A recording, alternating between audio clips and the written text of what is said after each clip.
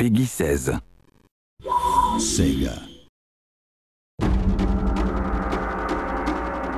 Hello and welcome to the Total War Shogun 2 multiplayer tutorial, part 1. I'm Kieran Brigden, the Studio Communications Manager for Creative Assembly. Today we're going to have a look at the new multiplayer system in Shogun 2.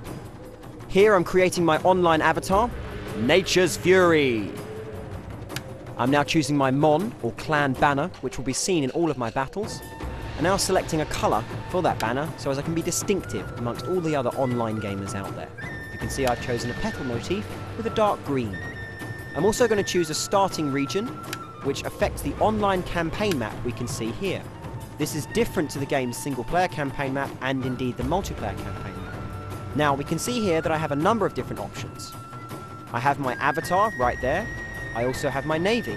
I can drag this into the surrounding regions, which I can invade, and should I win my subsequent battle, go ahead and unlock the bonus that gives me. The various bonuses, of course, include retainers that I can play at the beginning of battles, I can unlock new unit types, and various other attributes for my online avatar. I've chosen the Northern Province. I can now select to have a match-made battle, fight against an opponent of equal skill, or indeed I can enter into the battle list, which is the number of games running right now. I'm going to choose the battle list.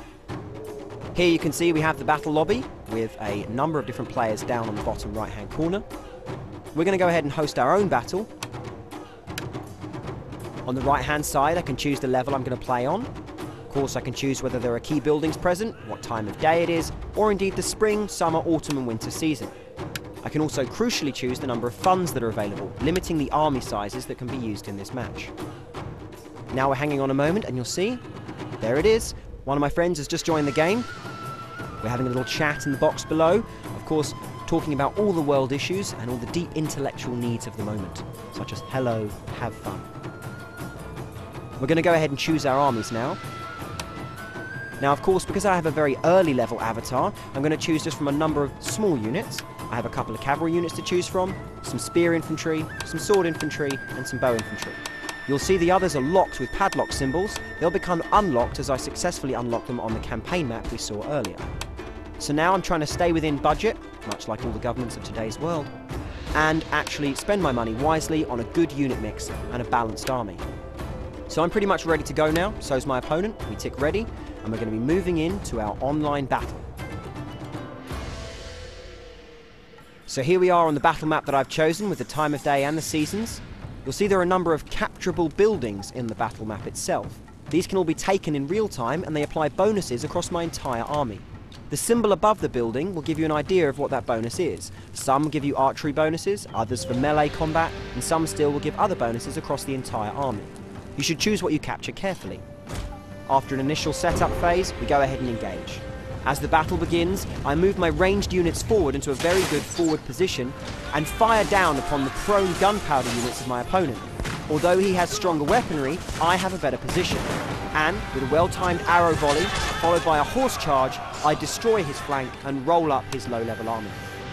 Unlike the Yari Ashigaru, Yari Samurai possess the ability to defend themselves in melee combat and are more effective against enemy cavalry.